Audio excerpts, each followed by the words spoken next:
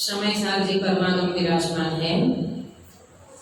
आचार्य देव भरत क्षेत्र के भगवान समान, कुंद कुंद आचार्य देव वन जंगल में अपने स्वरूप की मस्ती में मस्त रहते हुए तीन कसाई चौकड़ी के अभाव पूर्वक निद्रा प्रचुर स्वसंवेदन की धारा में विचरण करने वाले ऐसे आचार्य कुंद कुंद देव ने अपने अनुभव को परोसा है। अपने अंदर में जो भी उनको अतीन्द्रिय आनंद का रस आया, वो रस हमारे सामने रख करके ऐसा कहने लगे, हे जगत के जीवो, दूध का रस लेते लेते तो अनंत काल बीत गया। एक बार आप अपने अंदर में चैतन्य रस को पियो। वास्तव में ये रस तो ऐसा रस है, दुनिया का सारा रस उनके सामने नीरस लगता है। ऐसा अंदर का रस परोसते हुए आचार्य देव ने ये कर्ता कर्म अधिकार में हमारी भ्रांति को दूर किया है। ये जगत के जीवो, अनादि काल से जो आप कर्ता कर्म में गलती कर रहे हो, आप कर्ता तो हो, आपके पास कर्म भी है, परंतु ज्ञान आपका कार्य है, ज्ञान आपका कर्म है। एक क्रोधादि भाव आपका कर्म नहीं है। इसके लिए कल जो हमने कलश शुरू किया था, उस कलश में ज्ञान ज्योति को बताया गया है। कौन करेगा इनका निवारण, कैसे समन होगा हमारे अंदर में हुए विकारों को, कौन करेगा समन इसका? तो कहते चिंता मत करो, आपके अंदर वो साधन पड़ा है, आपके अंदर वो ज्ञान ज्योति पड़ी है, और वो ज्ञान ज्योति ऐसी है कि ये सारा का सारा विकार, सारा का सारा कषाय भाव, सारे के सारे रागादि परिणाम, क्रोधादि भाव समय मात्र में विलीन कर देगी। कौन? वो ज्ञान ज्योति। किसके पास है? जीव मात्र के पास वो ज्ञान ज्योति है, परंतु वो ज्ञान ज्योति की दृष्टि नहीं करने से, लक्ष्य नहीं करने से ये जीव को ऐसा लगता है कि मैं तो क्रोधादि का करता हूँ, मैं तो क्रोध करता हूँ, मैं तो क्रोधी हो गया, मैं तो रागी मानी संसारी हो गया। आचार्य देव कहते हैं न भूतो न भविष्यति, तू ज्ञानी तो हो सकता है, परंतु तू क्रोधादि भाव में रहते हुए क्रोधी नहीं होता। मान्यता अलग चीज है, मान्यता को तो दूर कराया है ना, नहीं तो फिर मिथ्यात्व क्या रहेगा? संसार किसको कहेंगे? मान्यता ही सबसे बड़ा संसार है, मिथ्यात्व ही तो बड़ा सबसे बड़ा संसार है। और ये मान्यता निकालने के लिए आचार्य देव ने यहाँ पर मंगलाचरण में कहे तो इतना सुंदर ज्ञान स्वभाव को दर्शाते हुए, ज्ञान की महिमा दर्शाते हुए आचार्य देव ने कलश लिखा। और उन कलश में आचार्य देव क्या कह रहे हैं कि ये ज्ञान ज्योति जो प्रकट हुई है, वो ज्ञान ज्योति कैसी है? तो बताया, कल हमारी जरा सी चर्चा रह गई थी, इसमें ये बताया कि ये जो ज्ञान ज्योति है, वो ज्ञान ज्योति अत्यंत धीर है। पहले बताया वो ज्ञान ज्योति परम उदात्त है। कैसी है?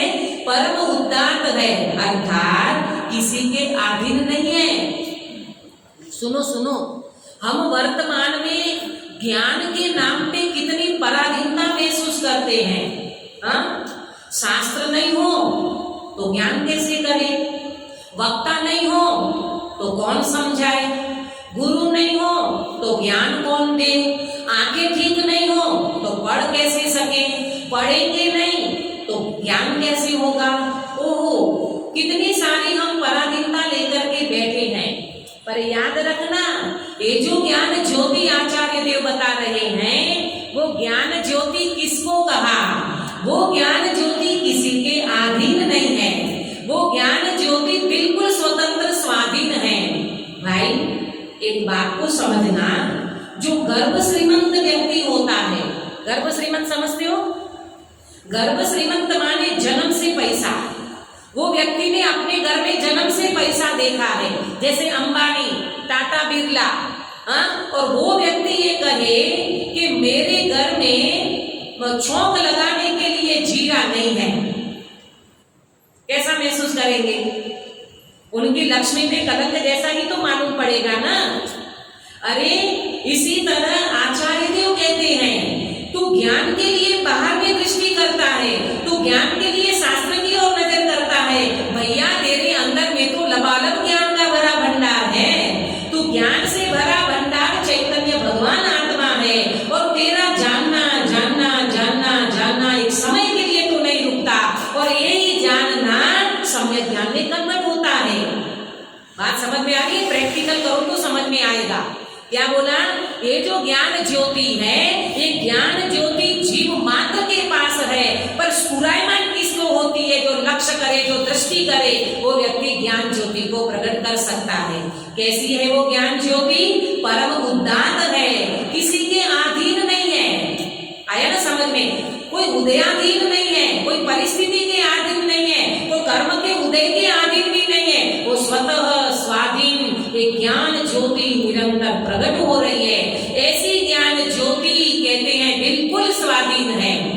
पूज्य गुरुदेव श्री को एक बार किसी भाई ने प्रश्न पूछा, ध्यान से सुनना, कि गुरुदेव इंद्रियां नहीं होती तो क्या होता? बिना इंद्रिय से जीव पराधीनता महसूस करता है ना। अभी देखो, आंख नहीं है तो ये पढ़े कैसे, कान नहीं है तो जिनवाणी सुने कैसे, ऐसी ऐसी पराधीनता जीव महसूस करता है ना इंद्रिय ज्ञान के माध्यम से। तो ये प्रश्न पूछा गुरुदेव श्री को, तो बोले कि भाई इंद्रियां नहीं होती तो गुरुदेव क्या होता? गुरुदेव श्री का जवाब सुनो, ज्ञानी गुरुओं का जवाब सुनो, वो अंदर से बोलते हैं। गुरुदेव श्री बोले इंद्रियां नहीं होती तो हम सिद्ध होते। क्या क्या बोले? इंद्रियां नहीं होती तो हम सिद्ध होते। और हमें क्या महसूस होता है? अरे दीदी जी, अब तो बुढ़ापा आ गया, आंखों से दिखाई नहीं दे रहा है, स्पष्टता से शब्द पढ़ नहीं पा रहे हैं, कोई सुनाने वाला नहीं है, कानों में ऐसी हड़ताल पड़ी है, कोई क्या बात करता है, ये तो आप जैसी बड़ी आवाज है तो कछु काट के दो शब्द पढ़ रहे हैं, वरना कोई धीमी आवाज वाला वो तो कछु सुना ही न दे। कितनी पराधीनता ये जीव महसूस कर रहा है। और ये ज्ञान ज्योति कैसी बता रहे हैं आचार्य देव? बिल्कुल स्वाधीन है, किसी के अधीन नहीं है। प्रभु तेरा ज्ञान निरंतर जानन जानन जानन रूप परिणाम बन रहा है। बोलो, रात को 12 बजे आपका ज्ञान स्वभाव जागृत है कि नहीं? स्वप्न आता है तो कौन जानता है? ज्ञान जानता है ना। ज्ञान कभी जड़ नहीं हो जाता, ज्ञान कभी सूता नहीं है। शरीर में नींद आती, मतलब ये जो अपना शरीर है ना वो विश्राम करता है, ज्ञान तो सदा जागृत रहता है। ऐसी हमारी ज्ञान ज्योति कैसी है? किसी के अधीन नहीं है, किसी के अधीन नहीं है, अत्यंत धीर है।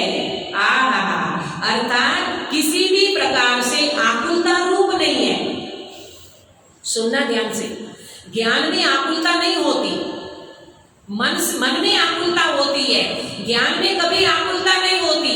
ज्ञान हमेशा निराकुल रहता है, परंतु ज्ञान पकड़ में आना चाहिए, ज्ञान वेदन में आना चाहिए। ज्ञान वेदन में आया वो व्यक्ति निराकुलता का वेदन करता है। और जिसको ज्ञान वेदन में नहीं आता तो वो मन के माध्यम से दुखी होता रहता है। आज ये हो गया, आज वो हो गया, ये दुखी दुखी दुखी बना रहता है। भैया इसीलिए तो कहा कि ये सारे के सारे मन जनित भाव ये संक्लेश परिणाम है। कैसे परिणाम है? संक्लेश परिणाम है। मन में उठने वाले जितने भी भाव हैं, वो भाव चाहे अशुभ हो चाहे शुभ हो, वो वास्तव में भगवान आत्मा के भाव नहीं है। त्रिकाली रूप भगवान आत्मा का तो ज्ञान है, वो निरंतर निराकुलता प्रकट कर सके, यानी निराकुलता का वेदन हो सके, ऐसा तुम्हारे अंदर में ज्ञान ज्योति विराजमान है। बात समझ में आ रही है? आकुलता रूप नहीं है, और पर की सहायता के बिना भिन्न द्रव्यों को प्रकाशित करने का उसका स्वभाव है। किसका? ज्ञान ज्योति का। तो ज्ञान ज्योति कौन है? अरे मैं हूं ना ज्ञान से भरा आत्मा। और ये ज्ञान ज्योति ज्ञान स्वभाव के आश्रय से प्रकट हो सकती है। तो भिन्न भिन्न कहते हैं द्रव्यों को प्रकाशित करने का उसका स्वभाव है। ये केवल ज्ञान की भी बात बता दी कि भिन्न भिन्न द्रव्यों को प्रकाशित करे, माने लोकालोक को प्रकाशित कर सके। ऐसे यहाँ पर कहते हैं कि केवल ज्ञान रूपी ज्ञान ज्योति है, इसलिए वह समस्त लोकालोक को साक्षात करती है, प्रत्यक्ष जानती है। आया समझ में? अब 3 प्रकार की ज्योति की जो कल मैंने आपको बात कही थी, एक ज्ञान स्वभाव, एक सम्यक ज्ञान और एक केवल ज्ञान। ज्ञान स्वभाव उसका आश्रय किया जाता है। ज्ञान स्वभाव, ये जो ज्योति बताई वो ज्ञान स्वभाव का आश्रय किया जाता है। तो आश्रय करने से क्या प्रकट होगा? सम्यक ज्ञान रूपी ज्योति प्रकट होगी। और फिर वो ज्योति आगे जाकर के क्या होगी? बोले केवल ज्ञान रूपी ज्योति प्रकट हो जाएगी। गुरुदेव श्री दृष्टांत क्या देते थे? दूज का चांद पूनम का चांद होगा। यही दूज का चांद आगे जाकर के पूनम के चांद में कन्वर्ट होगा। यही सम्यक ज्ञान की ज्योति, इसमें ताकत क्या है? वर्तमान में ताकत क्या है? ये जो कर्ता कर्म की प्रवृत्ति अज्ञानता से चल रही थी, एक अज्ञानता को दूर करने के लिए एक सम्यक ज्ञान रूपी ज्योति समर्थ है। बराबर पंडित जी? क्या कहा? ये सम्यक ज्ञान ज्योति में ताकत है, एक स्वयं ज्ञान में ताकत नहीं है। सुनना ध्यान से, क्षयोपशम ज्ञान से समझ पड़ती है। क्षयोपशम ज्ञान से समझ आता है कि वस्तु का स्वरूप कैसा है। और ये जो अंदर में जो भेद विज्ञान करके जो हम प्रैक्टिकल करके ये जो भगवान आत्मा का भेदन करते ना, वो जो ज्ञान ज्योति है वो है सम्यक ज्ञान ज्योति। आया समझ में? आत्मज्ञान और क्षयोपशम ज्ञान, इंद्रिय ज्ञान, शास्त्र ज्ञान, बहुत अंतर है, जमीन आसमान का अंतर है। तभी तो कहा कि 11 अंग 9 पूर्व का पाठी, सुनना ध्यान से, 11 अंग 9 पूर्व का पाठी क्षयोपशम ज्ञान को तो बढ़ाया, आत्मज्ञान नहीं हुआ। और एक बात सुनो, क्षयोपशम ज्ञान के लिए ज्ञानावरणीय का क्षयोपशम होना जरूरी है ना? उगाड़ ज्ञान में ज्ञानावरणीय का क्षयोपशम जरूरी है, लेकिन आत्मज्ञान के लिए मोह का उपशम होना जरूरी है। क्या बोला? आत्मज्ञान मोह के उपशम बिना नहीं होगा। औपशमिक सम्यक दर्शन में जीव का मोह उपशम होता है। कौन सा दर्शन? मोह। मिथ्यात्व को तगड़ा करके रखा है, ऐसा दर्शन मोह सबसे पहले मंद होता है, उपशम होता है, तो औपशमिक सम्यक दर्शन होता है। इसलिए समझना भाई, कोई व्यक्ति ऐसा समझ में आता है लोगों को प्रॉपर ज्ञान नहीं होने से, दीदी आपको कितना ज्ञान है, आप तो कैसी बातें बताते हो, पंडित जी आपको कितना ज्ञान है, आप तो कितना कैसे प्रवचन करते हो।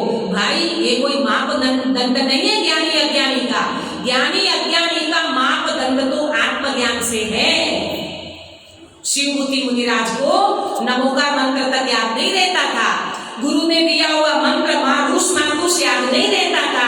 और एक क्या घटना घट गई, वो भाई मास तुस भिन्नम, उड़द की दाल और छिलके को अलग कर रही थी।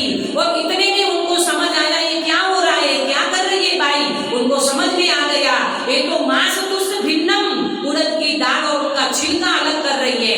बोलो शिवभूति मुनिराज को गुरु का मंत्र याद आ गया, अंतर्मुखी परिणति हो गई। वो जीव ने क्या कमाल कर दिया, सम्यक दर्शन से लेकर के केवल ज्ञान की प्राप्ति। आया समझ में? ये सारी की सारी ताकत ये चैतन्य भगवान आत्मा में पड़ी है प्रभु।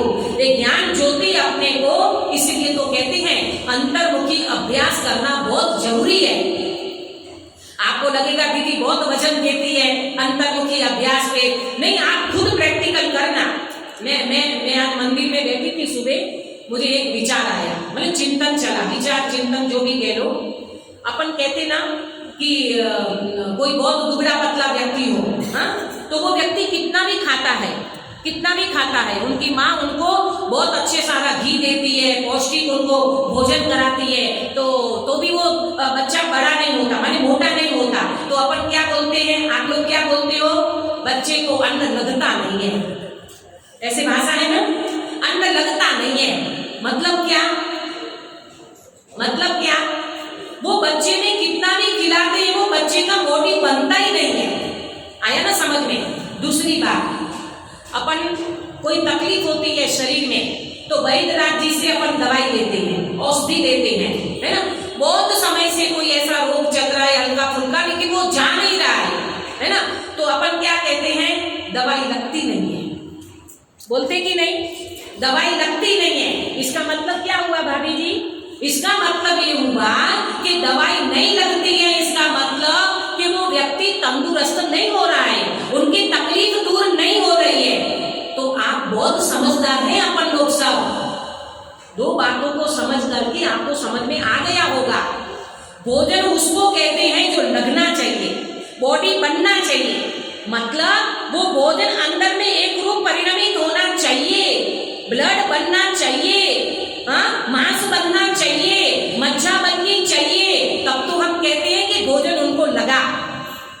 और दवाई लगनी चाहिए, मतलब वो व्यक्ति को तंदुरुस्ती प्राप्त होना चाहिए। ठीक इसी प्रकार से आचार्य देव नहीं कह रहे हमको, आचार्य देव यही तो कह रहे हैं, शास्त्र ज्ञान पढ़ के तुम पंडित तो बन जाते हो, विदुषी तो बन जाते हो, लेकिन आत्मज्ञान के बिना ये शास्त्र ज्ञान लगना चाहिए। मानती है, ये लगना चाहिए, माने वो वास्तव में अंदर में परिणमित होना चाहिए। तभी श्रीमद् राजचंद्र जी ने एक बात कही, ज्ञान उसका नाम जो ज्ञान रूप परिणमे। क्या क्या क्या बोला? ज्ञान उसका नाम जो ज्ञान रूप परिणमे। ज्ञान रूप परिणमे माने वेदन में आवे, और जिसको ज्ञान का वेदन होता है वो जगत में न्याय हो जाता है। हाँ, उनको कोई डर नहीं रहता, कोई भय नहीं रहता, विषम को होकर के रहता। अभी गाथा में चर्चा आने वाली है, तो आपको समझ में आ रही है ये बात क्यों करते हैं। शास्त्र ज्ञान है उसकी जगह पे, शास्त्र ज्ञान का निषेध नहीं है, परंतु शास्त्र ज्ञान जिंदगी भर पढ़ते रहो और आत्मज्ञान की ओर लक्ष्य न जाए, दृष्टि न जाए, और एक अंदर में अहम आ जाए, मैं तो इतना शास्त्र जानता हूँ, इस पाने पे ये लिखा, धवला में ये लिखा ने, जय धवला ने, माँ धवला, तू महान भगवान आत्मा है, वो समझ में नहीं आया, अनुभव में नहीं आया, तो क्या हुआ प्रभु? मैंने आगम पढ़ा, परमागम पढ़ा, शास्त्र पढ़ते हुए ख्याल आ गया, कभी आत्म का अनुभव किया नहीं, मात्र जिन्हें वाणी पढ़ लूं तो क्या फायदा, मात्र शास्त्र ही पढ़ लूं तो क्या फायदा। मैं शास्त्र ज्ञान का निषेध नहीं कर रही हूँ, मैं खुद पढ़ती हूँ 4-5 घंटा, खूब स्वाध्याय करने का मन करता है। आपको मैं कल कह रही थी ना, कहीं जाने का मन नहीं करता, ऐसा लगता है एक जगह पे बैठ करके जिंदगी भर जितना समय बचा है वे जिनवाणी माँ के गोद में बैठ करके अपना काम करके निकल जाए, ऐसा मन करता है। वो इसीलिए करता है कि जीव को इसी के अलावा कहीं रस नहीं आता। आया समझ में? तो कहने की बात ये है, शास्त्र ज्ञान होता है भूमिका अनुसार। गुरुदेव श्री भी कहते थे, 2-4 कलाक नो स्वाध्याय थवो જોઈએ, उनका निषेध नहीं है, परंतु शास्त्र ज्ञान में अटकने का निषेध है। और शास्त्र ज्ञान में अटका हुआ व्यक्ति ज्ञान ज्योति को प्रकट नहीं कर पाएगा जब तक वो अंतर्मुखी अपनी प्रैक्टिकल भेद विज्ञान नहीं करेगा। तो ठीक है, अब यहाँ पे आगे चले। अब आगे आने वाली है बहुत मस्त गाथा, ये कहे तो कर्ता कर्म अधिकार की आधारशिला। क्या कहे इसको? आधारशिला जिसको कहे, ऐसी 2 गाथा ये आने वाली है। बहुत मजेदार गाथा, रसीली गाथा। जैसे रसगुल्ले में से क्या टपकता है भाभी जी? रस टपकता है, ऐसे ये कर्ता कर्म की भ्रांति को ये सम्यक ज्ञान की ज्योति ने दूर करने का मंगलाचरण किया। अब आचार्य देव कहते हैं कि यहाँ पर जो कर्ता कर्म की जो 2 गाथा है वो वास्तव में पूरे कर्ता कर्म अधिकार की आधारशिला की गाथा है। मैं भावार्थ जरा पढ़ के आगे चलूंगी। ऐसा ज्ञान स्वरूप आत्मा है, वह पर द्रव्य तथा पर भावों के कर्तव्य रूप अज्ञान को दूर करके स्वयं प्रकट प्रकाशमान होता है। ये ज्ञान ज्योति ने क्या करा? ये ज्ञान ज्योति ने ये जो भगवान आत्मा मेरा है उसको पर द्रव्य और पर भावों के कर्तव्य रूप अज्ञान को दूर करके, सुनो, ये जो अपने अंदर में परद्रव्य और परद्रव्य के भाव और अपने में होने वाले विभाव भाव, ये जो चल रहा है ना, ये जो करता, क्या क्या लगता है जीव को? देखो सुनो, इसमें तो रागादि का कर्तव्य तो दूर कराया, अभी तो जीव का परद्रव्य का कर्तव्य तो छूटता नहीं है। ये मंदिर मैंने बनाया, ये धर्मशाला मैंने बनाई, हाँ, ये भगवान मैंने विराजमान किया, ये मंडल को मैंने तैयार किया, ये क्या है? ये परद्रव्य का तुम ठेकेदार बनते हो, परद्रव्य का तुम कर्तव्य करते हो। समझ में आ रही है? प्रभु, हर किसी व्यक्ति अपनी योग्यता से आगे बढ़ता है। गुरुदेव श्री को एक बात कही कि ये परमागम मंदिर जो बना, गुरुदेव आपके रहने से, आपके होते हुए ये परमागम मंदिर बना। गुरुदेव श्री बोले, अरे मेरी तो बात छोड़ो, ये राम जी बापू जी ने भी परमागम मंदिर नहीं बनाया, और ये तुम्हारे जो वो बनाने वाले जो होते हैं ना, क्या बोलते हैं उसको, हाँ कारीगर, वो कारीगर ने भी नहीं बनाया, तो फिर किसने बनाया? गुरुदेव श्री का उत्तर सुनो, परमाणु की योग्यता ने एक परमागम मंदिर बनाया। तभी तो गुरुदेव श्री कभी भी बंधते नहीं थे। वो जो परमागम मंदिर बना ना, लोगों को लगा आप तो गुरुदेव श्री यहीं रहेंगे। गुरुदेव श्री बोले, मैं बंधता नहीं हूँ, मेरी अंदर में परिणति जब बहुत विशुद्धि हो जाएगी तो मैं इन परमागम मंदिर से, सोनगढ़ से बंधा हुआ नहीं हूँ। आपको पता है, निर्ग्रंथ मुनिराज जैसे सदा अप्रतिबद्ध बिहारी होते हैं, कुछ अंश गुरुदेव श्री में, मैं गुरुदेव श्री को निर्ग्रंथ मुनि नहीं कह रही हूँ, गुरुदेव श्री के अंदर में कुछ ऐसा अंश पड़ा हुआ था, बहुत निर्विघ्न, बहुत निर्भीक, बहुत निष्प्रही, ऐसा जीव मिलना पंचम काल में मुश्किल है। मुझे गुरुदेव की जो महिमा आती है ना, वो इसीलिए आती है। आज पंचम निकृष्ट काल में गुरुदेव श्री जैसी पवित्रता, गुरुदेव श्री जैसा पुण्योदय और गुरुदेव श्री जैसा परम वितरागी, मतलब क्या बोले कि ऐसे ज्ञानी जीव मिलना मुश्किल है। परम वितरागी तो नहीं कहेंगे, लेकिन वितरागता का अंश जो उनको प्रकट हुआ था, आप कल्पना कर सकते हो कैसा निष्प्रह जीव होगा। कभी उनने किसी उसमें पढ़े ही नहीं, कोई चीज में गुरुदेव श्री नहीं पढ़े। गुरुदेव श्री को एकमात्र जिनवानी माँ, पंच परमेश्वरी भगवान और अपना ज्ञाय। इतनी ईमानदारी से जो व्यक्ति स्वाध्याय करता है ना, वो व्यक्ति निखरता है। आज हमारे जैसे जीव गद्दी पे बैठ करके सत्य बात को बोल क्यों नहीं सकते हैं? वो इसीलिए नहीं बोल सकते, अपनी पवित्रता नहीं है अंदर में, अपना पुण्य भी नहीं है अंदर में। और इतनी ईमानदारी से व्यक्ति अगर बैठे तो गुरुदेव श्री जैसी बात कहने में दिक्कत क्या है?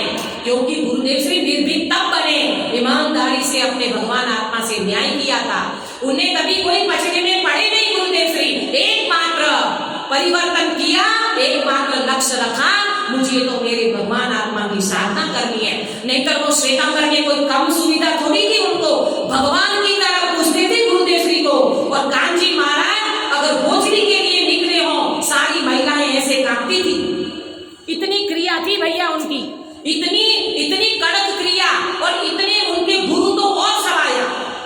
हीरा जी महाराज, इतना नाम था गुरुदेव श्री के गुरु का। हीरा जी महाराज पधारे और गांव के पादर में बैठते थे 10:30 बजे और फिर वो गांव में आते थे भोजरी लेने के लिए, ताकि महिलाओं को पता न चले, हमारे लिए उद्देश्य आहार ना बने, अधाकर्मी आहार ना बने। इतनी उनके गुरु जी की, माने उनके गुरु की इतनी कड़क क्रिया, तो गुरुदेव श्री की भी उतनी कड़क क्रिया थी। आया समझ में? भगवान की तरफ पूछते थे।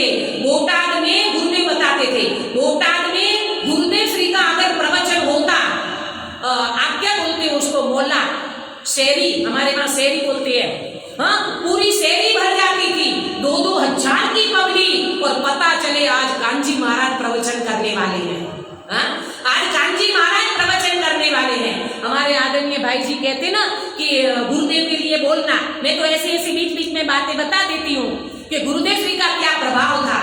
संप्रदाय में भी वो व्यक्ति को भगवान की तरफ पूछते थे, लेकिन गुरुदेव श्री को वो प्रशंसा बिल्कुल पसंद नहीं। मुझे जगत में प्रशंसा नहीं चाहिए, प्रसिद्धि नहीं चाहिए, किसी का परिचय नहीं करना है। तब तो भिचिया जैसे क्षेत्र में जाकर के गड्ढे में बैठते थे गुरुदेव श्री, जंगल में जाकर के ये समय साथ जी का पठन और स्वाध्याय करते थे। प्रभु, स्वाध्याय और आत्मार्थी व्यक्ति का कुछ अलग ही लक्षण होता है, तभी जाकर के व्यक्ति को ज्ञान ज्योति प्रकट होती है। तो दो बार क्या बताई, पर द्रव्य और पर भाव का कर्तृत्व। ये दूर कब होगा, जब तुम्हारे अंदर में ज्ञान ज्योति प्रकट होगी, तब ये कर्ता कर्म की प्रवृत्ति क्षण मात्र में, समय मात्र में नष्ट हो जाएगी। आज हमारा पर द्रव्य का कर्तृत्व, ये मैंने किया, मैंने बनाया, ये करा, मैं वो करा। गुरुदेव श्री क्या कहते थे मालूम इसके लिए? बकरी होती है ना, बकरी, बकरी को क्या बोलते हो आप? बकरी को बकरी बोलते हो? वाह, थोड़ा बहुत तो गुजराती हिंदी मिलता है। हाँ, बकरी को बकरी बोलते हो। हाँ, गुरुदेव श्री क्या बोलते थे मालूम? भाई मैं करियूं करीस ना तो बकरी ना पेट में जઈને मैंने कर दो भरीस। बोलो, मैंने किया, क्या भूत चढ़ा है? एक बाल को काला बाल है ना, सफेद बन जाता है, एक बाल को काला तो कर नहीं सकता, और दुनिया भर का कर्तृत्व लेकर के बैठा है। तभी टोडर मल्ली साहिब ने मोक्ष मार्ग प्रकाशक जी शास्त्र में 3 प्रकार के कुत्ते की बात बताई। कितने? 3 प्रकार के कुत्ते की बात बताई। पता है आपको? पहले नंबर का कुत्ता, दूसरे नंबर का कुत्ता, तीसरे नंबर का कुत्ता। आप ये कहोगे झिलवाणी की गद्दी पे बैठे हो, कुत्ता क्या कर रहे हो? मैं नहीं कर रही हूँ। टोडर मल्ली साहिब ने 3 प्रकार के कुत्ते का दृष्टांत दिया है। पहले नंबर का वो कुत्ता बैलगाड़ी के नीचे चल रहा है और क्या कह रहा है, क्या मान रहा है? ये बैलगाड़ी मैं चलाता हूँ, मैं आपको कुछ नहीं कहूंगी। हाँ, क्योंकि गद्दी पे बैठ करके वक्ता भी हित मित प्रिय बोलता है। आया ना समझ में? लेकिन इशारा है ना, समझ में आ रहा है? तो कहते बैलगाड़ी के नीचे जो कुत्ता चल रहा है वो मानता है कि ये बैलगाड़ी मैं चला रहा हूँ। हाँ प्रभु, इस जीव को क्या कर्तृत्व चढ़ा है, क्या अभिमान चढ़ा है। उनको ये लगता है ये बीबी को मैं घर में ठीक रखता हूँ, परिवार को मैं चलाता हूँ, ये व्यापार धंधा मैं करता हूँ, ये बच्चों को मैं बड़ा करता हूँ। प्रभु हूँ करूँ एज अज्ञानता सकटनो बार जेम स्वानताने। आया समझ में? वो दूसरे नंबर का कुत्ता हड्डी वाला। एक और, हाँ, एक कुत्ता वो है जो लकड़ी से भगाते ना कुत्ते को, तो कुत्ता क्या करता है? हाँ, कुत्ता क्या करता है? लकड़ी की ओर दृष्टि करता है। मारने वाले को तो छोड़ दिया और लकड़ी की ओर दृष्टि करता है। तीसरे नंबर का कुत्ता हड्डी को चबाता है, तालवे में से खून निकलता है और मानता क्या है? ये हड्डी में से खून आ रहा है। मीठा लगता है ना, ये हड्डी में से खून आ रहा है। अरे रे प्रभु, आचार्य देव हमें कुछ कह रहे हैं, हे जगत के जीवो, ये पत्नी में से सुख नहीं आ रहा, ये पैसे में से सुख नहीं आ रहा है, ये तुम्हारे दुनिया भर के फैसिलिटी के साधन, फ्लैट दिया, फोन फ्री, इसमें से सुख नहीं आ रहा है, ये मोबाइल इंटरनेट में से सुख नहीं आ रहा है। सुख तो तुम्हारे अंदर में लबालब भरा चैतन्य भगवान में से आ रहा है। लेकिन ये जीव की दृष्टि वास्तव में वहां नहीं जाती है। तो पर द्रव्य, पर भाव और पर के निमित्त से होने वाले अपने विभाव भाव में कर्ता कर्म की प्रवृत्ति करता है, कर्तृत्व करता है, और ये कर्ता कर्म की प्रवृत्ति से अज्ञान को खड़ा करता है और चतुर्गति रूप संसार में परिभ्रमण करता है। बात समझ में आ रही है? आचार्य देव ने एक बात और बताऊं, आचार्य देव ने कर्ता जीव का स्वभाव बताया और 46 शक्ति में षटकारत्मक शक्ति बताई। कर्ता शक्ति, कर्तु शक्ति, और 46 नए में एक कर्तु नए बताया। बोलो, आया ना समझ में? तो कर्तु नए बताया, कर्ता शक्ति बताई, कर्ता स्वभाव बताया। तो इसका मतलब क्या हुआ? अरे मैं ज्ञान स्वभावी आत्मा, मैं चैतन्य स्वभावी आत्मा, मेरे अनंत गुणों का करता हूँ। किसके करता हम? मैं अनंत गुणों का करता हूँ और जानना मेरा कर्म है, ज्ञान मेरा कार्य है, परंतु रागादि भाव मेरा कर्म नहीं है, रागादि भाव मेरा कर्म नहीं है। आया समझ में? तो ये रागादि भाव अगर मेरा कर्म नहीं है तो मेरा कर्म कौन सा है? तो जानना मेरा कर्म है। अब देखो यहाँ, अब यहाँ पर जो 2 गाथा लेंगे ना, उन 2 गाथा में बहुत बड़ी अच्छी चर्चा करने वाले हैं। क्या? अब जब तक यह जीव आश्रम के और आत्मा के विशेष को, अंतर को नहीं जाने, तब तक वह अज्ञानी रहता हुआ, आश्रमों में स्वयं लीन होता हुआ कर्मों का बंद करता है, ये गाथा द्वारा कहते हैं। अब बताएंगे, अब आचार्य देव बताएंगे कि ये कर्ता कर्म की जो प्रवृत्ति चल रही है ना, तो पहले प्रश्न क्या करा, सुनना ध्यान से, एक एक शब्द को सुनना ध्यान से। क्या कहा? जब तक यह जीव आश्रम के और आत्मा के विशेष को, ब्रैकेट में लिखा अंतर को नहीं जाने, तब तक अज्ञानी रहता हुआ, आश्रमों में स्वयं लीन होता हुआ कर्मों का बंद करता है।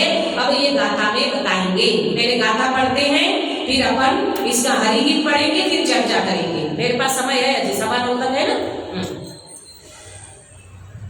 देखो, जावण वेदी विशेषंतरम तू आदास मानगो नंपी अन्नानि तावरुसो ओहादिसु वट्टरे जीवो ओहादिसु वट्टन्तस्य तस्य कम्मस्य संचयो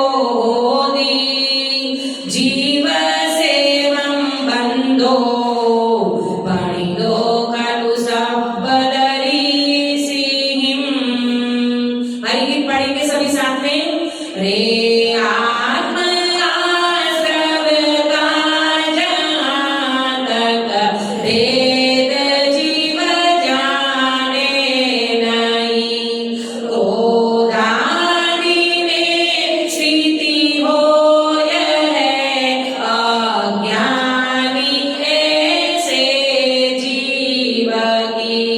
जीव वर्तता क्रोधानि में, तब कर्म संचय होय है। सर्वज्ञ ने निश्चय कहा, यो बंद होता जीव के। मेरे को तो ये गाथा पढ़ती हूँ तो अंत में ऐसा रस आता है, मालूम? जिस व्यक्ति को जिसकी भूख लगती है ना, रसगुल्ले का नाम पढ़ते, आज अष्टमी चतुर्दशी जो भी है ना, तो अपने को 11 बजे क्या लगेगा? हाँ, भूख लगती है तो 11 बजे जैसे खुशबू आती है चौके में से, तो अंदर से रस चढ़ता है, ऐसा लगता है कि जल्दी थाली लगाओ, भूख लगी है, भोजन करना है। ऐसे आत्मा की जीव को ये रसीली गाथाएं सुनते पढ़ते अंदर में क्या लगता है? वाह प्रभु, क्या बताया आपने कि वास्तव में ये कर्ता कर्म की प्रवृत्ति जो चल रही है वो कैसे चल रही है, क्या करने से नष्ट होती है, इसका जो उपाय बताते ना, तो अंदर में ऐसा लगता है कि ये अभी कर ले, इसको मैं अभी कर लूं, ऐसा जीव को लगने लगता है। देखो, पहले क्या बात बताई कि आत्मा और आश्रम। देखो, जीव जब तक माने कब तक माने जब तक की जो बात करी, आत्मा और आश्रव इन दोनों के अंतर और भेद को नहीं जानता तब तक, जब तक तब तक जब तक। सुनो ध्यान से, यहाँ जो प्रश्न पूछा गया है, कब तक, कालवाची, कब तक, तो बोले जब तक, कालवाची प्रश्न है। और आंसर क्या दिया? काल में दिया। पहले प्रश्न क्या पूछा मालूम? आत्मा और आश्रव के बीच में ये जो कर्ता कर्म की प्रवृत्ति चल रही है ना, ये कब खत्म होगी? ये कब खत्म होगी? तो कालवाची प्रश्न है, प्रश्न कालवाची, कब तक चलेगी? हाँ, और आंसर क्या देंगे? भाववाची। आंसर क्या देगा? भाववाची। देखो, लोक व्यवहार में भी आप इसका प्रयोग करते हो, मैं बताऊं। जैसे आपका बेटा शादी के लायक हो गया, ठीक है, तो कोई पूछे आपसे कि आपके बेटे की शादी कब करोगे? क्या प्रश्न पूछा? आपके बेटे की शादी कब करोगे? तो ये प्रश्न कैसा है? कालवाचक। और आपका आंसर होता है भाववाचक। बताऊं? आप ये कहोगे, अरे बहन जी अभी मेरा बेटा आजीविका प्रॉपर उनकी हो जाए तब मैं शादी करना चाहती हूँ, अपने पैरों पे खड़ा हो जाए तब मैं शादी करना चाहती हूँ। ये आंसर कौन सा आया, कालवाचक की भाववाचक? भाववाचक। इसी तरह आचार्य देव को जो प्रश्न पूछा गया वो कालवाचक है। ये आत्मा और आश्रम के बीच में ये कर्ता कर्म की प्रवृत्ति कब तक चलेगी, ये कालवाचक। अब आंसर आएगा भाववाचक। मैं आपसे पूछूं, एक प्रश्न पूछती हूँ, ये सनातन की सभा है इसीलिए मुझे अंदर में पूरी उम्मीद है कि आपका आंसर सही आएगा। आत्मा कब से है? अनादि से। कब तक रहेगा? अनंत काल तक रहेगा। ये आश्रम कब से है? प्रॉपर जवाब देना। आश्रम कब से चल रहे हैं? अनादि से। कब तक रहेंगे? हाँ, मैंने इसीलिए बोला ये सनावत की सभा है। नहीं तो अक्षर में जहां भी जाती हूँ ना और ये कर्ता कर्म का विषय लेती हूँ तो ये पहला प्रश्न मैं पूछती हूँ, आत्मा कब से है? बोले अनादि से। कब तक रहेगा? अनंत काल तक रहेगा। आश्रम कब से है? अनादि से। कब तक रहेगा? अनंत काल तक रहेगा। गलत है ना? राइट के रॉन्ग? रॉन्ग। अरे दीदी अब अनंत काल नहीं रहेगा। अब तो हमें पता चल गया कि ये क्रोधादि भाव, रागादि भाव, ये कर्तृत्व भाव हमें दुखी कर रहा है। अब हम रागादि के कर्ता होने वाले नहीं है। हमें ज्ञान ज्योति प्रकट करने का अवसर आया है। अब तो हम एक पुरुषार्थ करते रहेंगे और एक अनादिकाल की आत्मा और आश्रम के बीच में ये जो कर्ता कर्म की प्रवृत्ति चल रही है उनका क्या करेंगे? नाश करेंगे। धन्यवाद। आगे बढ़े। देखो, जैसे यह आत्मा जिनके तादात्म्य संबंध है। हाँ, पहले एक बात मैं इसमें बता दूं, अंतर और भेद। हाँ, ये दो इसमें आया अन्व्याप्त में, अंतर और भेद। तो इसके दो में अंतर क्या है? भेद माने विशेष को कहेंगे भेद और अंतर माने भिन्नता। अंतर माने भिन्नता और विशेष माने भेद। ये दो शब्द लिए इसमें। क्या क्या दो शब्द? विशेष माने भेद और अंतर माने भिन्नता। देखो, सिद्धों की अपेक्षा से पहले बात करें। दो सिद्ध के बीच में, एक सिद्ध और दो सिद्ध के बीच में भेद है और भिन्नता। ये दो में से क्या लोगे? दो सिद्धों के बीच में भेद तो है परंतु भिन्नता नहीं है। भेद माने दो सिद्ध अलग अलग हैं परंतु ऐसी भिन्नता नहीं है। कैसी भिन्नता नहीं है? कैसी भिन्नता नहीं है कि भाई दो सिद्ध हैं तो उनका केवल ज्ञान, अनंत दर्शन, इसमें वो किसी भी प्रकार की भिन्नता नहीं है। पर दो सिद्ध, दो में भेद है। एक सिद्ध अलग, दूसरा सिद्ध अलग है। दो सिद्ध अलग है ना, अनंत सिद्ध भी अलग अलग होते हैं। अब आत्मा और आश्रम में भेद भी है और भिन्न भी है। जाति भी अलग है और दोनों आत्मा और आश्रम दोनों भिन्न भिन्न है। एक आश्रम तत्व है, एक जीव तत्व है। ये बात समझ में आ रही है ना सभी को? ये दोनों अलग अलग हैं तो भेद भी है और भिन्नता भी है। अब आचार्य देव कहते हैं ये भेद और भिन्नता को, ये कर्ता कर्म की प्रवृत्ति, ये भेद और भिन्नता जो क्रोधादि और आश्रम में रहता हुआ अज्ञानी जीव इनको नहीं जानता है तो क्रोधादि की प्रवृत्ति चल रही है। अब हम आप ये बताओ आचार्य देव, ये हमारी क्रोधादि की प्रवृत्ति कब मिटेगी? ये कर्ता कर्म की प्रवृत्ति कब मिटेगी? तो आचार्य देव इस टीका में बहुत सुंदर बात बताएंगे। पहले तीन प्रकार के संबंध की चर्चा करेंगे। देखो, जैसे यह आत्मा जिनके तादात्म्य सिद्ध संबंध है, ऐसे आत्मा और ज्ञान में विशेष माने अंतर, भिन्न लक्षण न होने से उनके भेद को, पृथक तत्व को न देखता हुआ निशंकतया ज्ञान में आत्मपने से प्रवर्तता है। और वहां ज्ञान में आत्मपने से प्रवर्तता हुआ वह ज्ञान क्रिया का स्वभावभूत होने से निषेध नहीं किया गया है, इसलिए जानता है, जानने रूप में परिणमित होता है। इस प्रकार पहले इतनी बात को अपन समझे। इसमें 3 प्रकार के संबंध की बात करिए। एक है तादात्म्य सिद्ध संबंध, सुनना ध्यान से, 3 संबंध की बात करिए। एक है तादात्म्य सिद्ध संबंध, एक है संयोग संबंध और तीसरा है एक क्षेत्रावगाह संबंध। कितने संबंध की बात करी टीका में? 3 संबंध की बात करेंगे। पहला है तादात्म्य सिद्ध संबंध, वो किसका किसके साथ? वेरी गुड, आत्मा और ज्ञान के साथ तादात्म्य सिद्ध संबंध है। और संयोग सिद्ध संबंध बताया, किसके किसके साथ?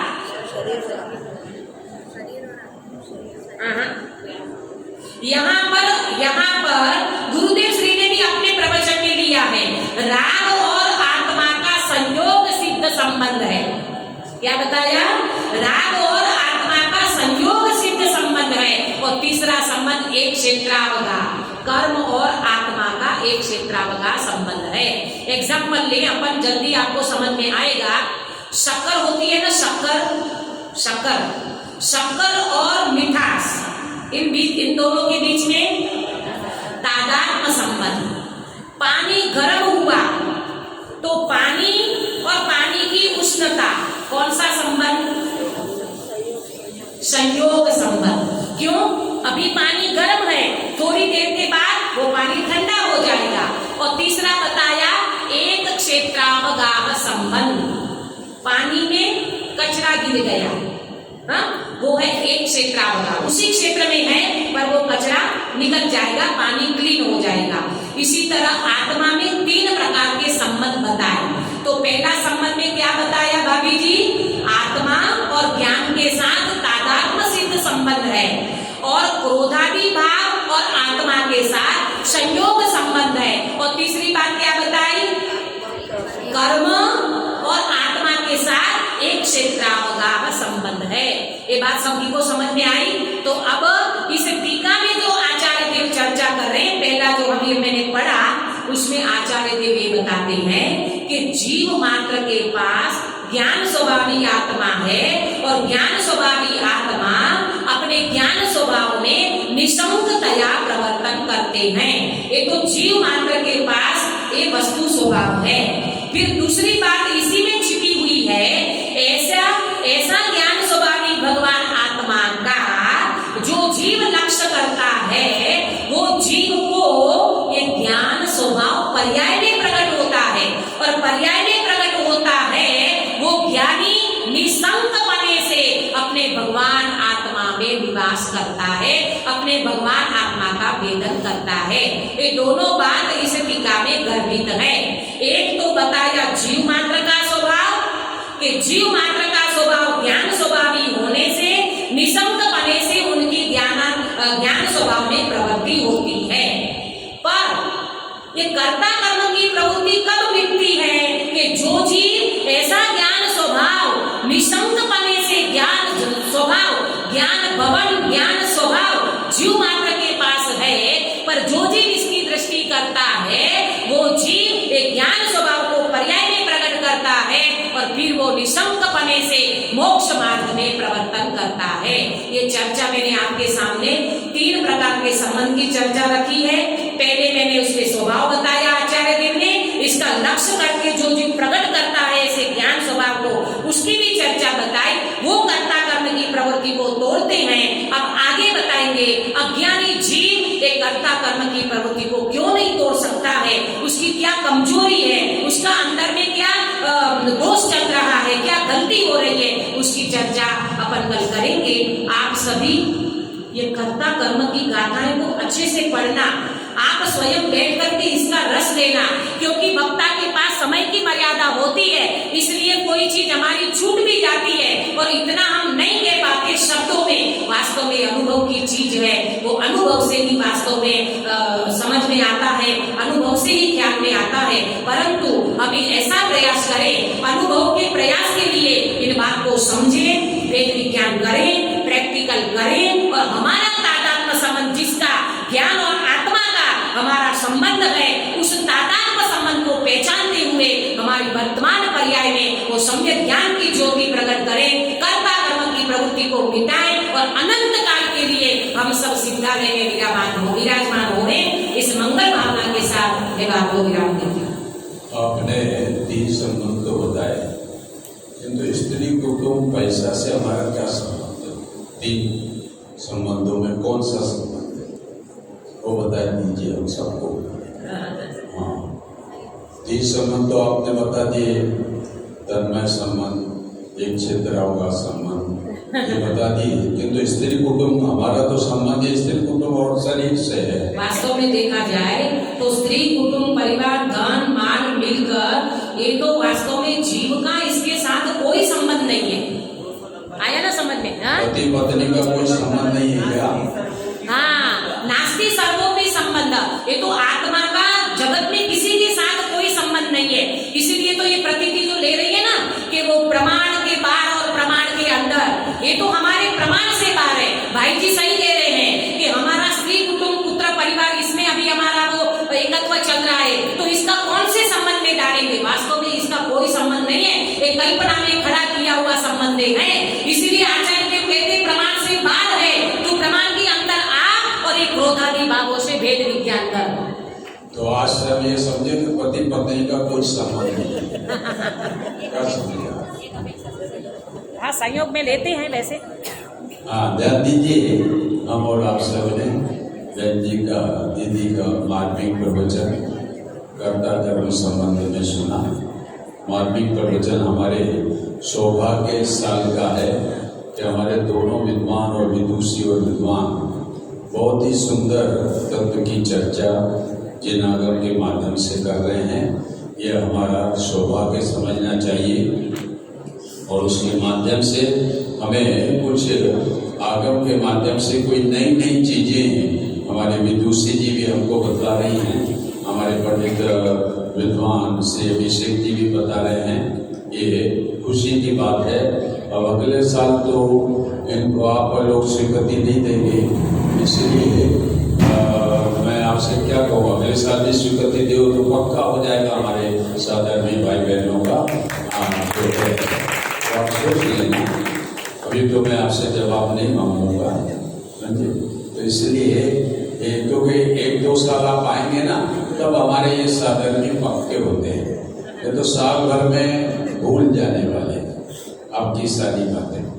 इसके अतिरिक्त इस जो हमारा शिक्षण शिविर चल रहा है, विधान का कार्यक्रम चल रहा है, उसमें कुछ भाई बहनों ने अपने वह राशि का कुछ अनुदान दिया है।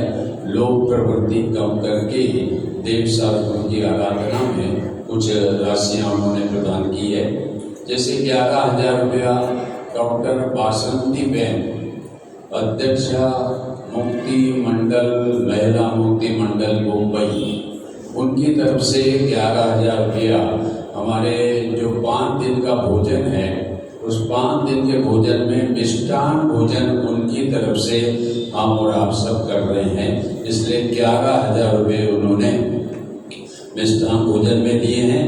एक दिन के भोजन के में हमारे राजेश जी जो हमारे जीन वाले हैं, उन्होंने एक दिन के भोजन के 2100 रुपये प्रदान किए हैं।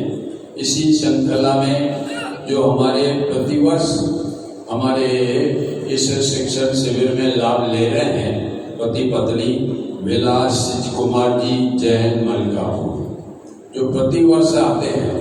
मलकापुर में एक ही रुचि वाले अपने को लगते हैं, बाकी के तो सब वहीं पर बैठे हैं, कर सकते नहीं है। क्या मालूम वो उनको सोल्यूशन लगा दिया है तो वो वहां से हटते ही नहीं। अरे ये तो साधर्मियों का मेला है, मोक्षों का मेला है। यदि तो मोक्षों के कार्यक्रम में नहीं आओगे तो फिर कहाँ जाओगे? कहीं जाओगे ही नहीं। तो इसलिए मोक्षों का तो परम कर्तव्य, जैसे हमारे भाई साहब ने अभिषेक जी ने समझाया था ना, कर्तृत्व और कर्तव्य। तो कर्तव्य की बात आप लो ना, हम मोक्षों हैं तो हमारा मोक्षों का यह कर्तव्य है। और ये मोक्षों का कर्तव्य नहीं है, ये गुरुदेव श्री का बिगुल है। ये गुरुदेव श्री का जहां भी ये शिक्षण शिविर होते हैं, विधान होते हैं, पंच कल्याणक होते हैं, वो हम और आपका नहीं है, समाज का नहीं है, ये गुरुदेव श्री का बिगुल बजता है और उस बिगुल में हम और आप सबको आमंत्रित किया जाता है। और यदि हम गुरुदेव श्री के प्रेमी हैं तो अवश्य हमें उस बिगुल में सम्मिलित होना चाहिए। कोई भी प्रकार का हमारा कार्यक्रम हो उसको गौण करना चाहिए। ये गुरुदेव श्री का जिन पर हम पर महान उपकार हुआ है। आज हमारे अभिषेक जी गुरुदेव श्री के संबंध में अपने कुछ उद्गार व्यक्त करेंगे, फिर प्रवचन भी करेंगे।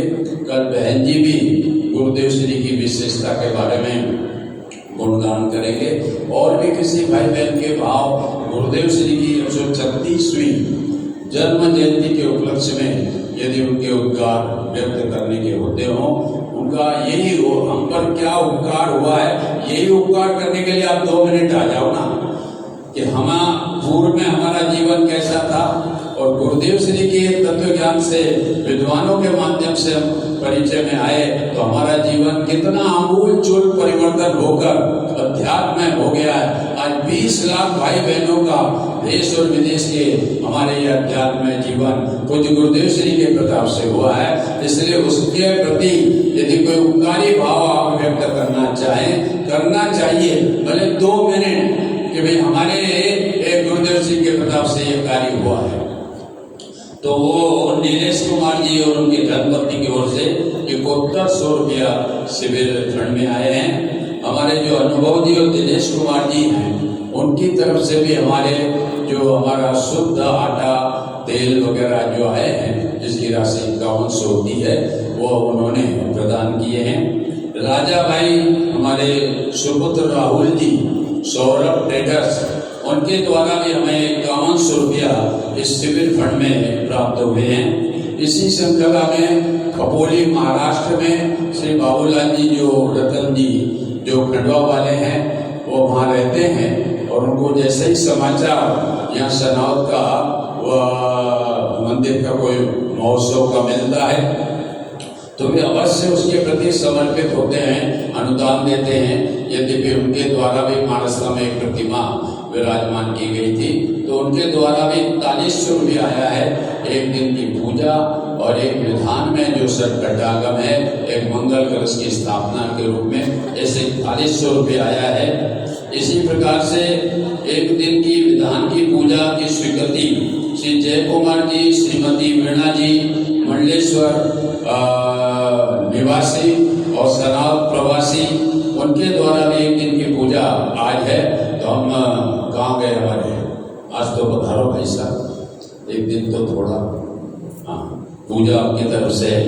ऐसे राजेंद्र जी वाले उनके द्वारा भी एक दिन की पूजा की राशि 300 रुपये प्रदान की है। इसी श्रृंखला में आज जो विधान है उस विधान में जनवाणी विराजमान का लाभ हमारे सटघटागम जो विधान होगा उसमें श्री विनोदी जी चांदमल जी उनके द्वारा एक जनवाणी विराजमान होगी। इसके साथ में वीरेंद्र कुमार जी कुंचोलिया सनावत उनके द्वारा एक जनवाणी विराजमान होगी। इसी श्रृंखला में हमारे जो माया प्रकाश चंद जी जो है हमारे प्रतिदिन के मुख्य हैं, अभिषेक में आते हैं, पूजन में आते हैं, उनके द्वारा भी 5100 रुपया शिविर फंड में आए हैं। तो इस प्रकार से यह राशियाँ आई है। यदि किसी ने राशि लिखाई हो और हम नहीं बोल पाए हो तो हमें सूचित करें तो हम उनकी राशि को बोलने का प्रयत्न करेंगे।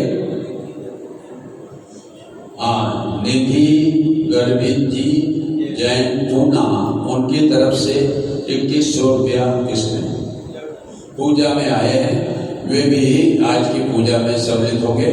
धोती दुपट्टा पहनकर आप भी स्थापना का लाभ लेंगे, ऐसा हमारा अनुरोध है। इसके अतिरिक्त आज सिद्ध यूनिवर्सिटी विधान कल संपूर्ण हुआ, समापन हुआ और आज हमारा यह सटघटागम विधान भी संपूर्ण होगा। दोनों विधानों का एक समापन होगा। उस समापन में शांति यज्ञ होगा और उस शांति यज्ञ की एक ऐसी परिपाटी है कि कुछ न कुछ 4 दानों में कुछ न कुछ हम दान भले 101 रुपया देवें, 51 रुपया देवें, किंतु एक परिपाटी है तो उसमें भी यदि किसी के दान देने की भावना हो तो ग्वालियर में जो 7 जिलों में हमारा जैन दर्शन का विद्यालय नहीं है, वहाँ पर वह विद्यालय खुला है जिसमें भी वर्तमान में 20 विद्यार्थी हैं। यदि उनके प्रति यदि आप अनुदान देना चाहें तो एक विद्यार्थी को 1 वर्ष के पढ़ाने की राशि उन्होंने 25,000 रुपये रखी है, आहार की 11,000 रुपये रखी है, और भी फंड में आप दे सकते हैं। यह ज्ञान दान है, इसलिए आप सबको यह शांति यज्ञ में कुछ न कुछ दान देने के लिए ये आपको ध्यान दिलाया है। इस प्रकार से ये जो भी अनुदान और जो भी बात कहनी थी वो मैंने आपके सामने प्रस्तुत की। अगले साल भी हमारा इसी प्रकार से ये कार्यक्रम होगा और आप अवश्य अपने रिश्तेदारों को शादियों में तो बुलाते हो, किंतु इसमें बुलाया करो और कहो कि यदि नहीं आएंगे तो कट्टी, तुम हमारा इसमें नहीं आओगे तो कट्टी, और तुम उसमें हमारे लौकिक फंक्शन में आओगे तो नहीं चलेगा। यार ऐसा थोड़ा देव साहब गुरु के अंदर से भाव व्यक्त हो, तो समझे, क्योंकि कौन सा ऐसा जीव होगा जो आपके निमित्त से आ जावे और यह तत्व ज्ञान सुनकर उसका जीवन बदल जावे, तो आपको कितना शादी से पुण्य लगेगा।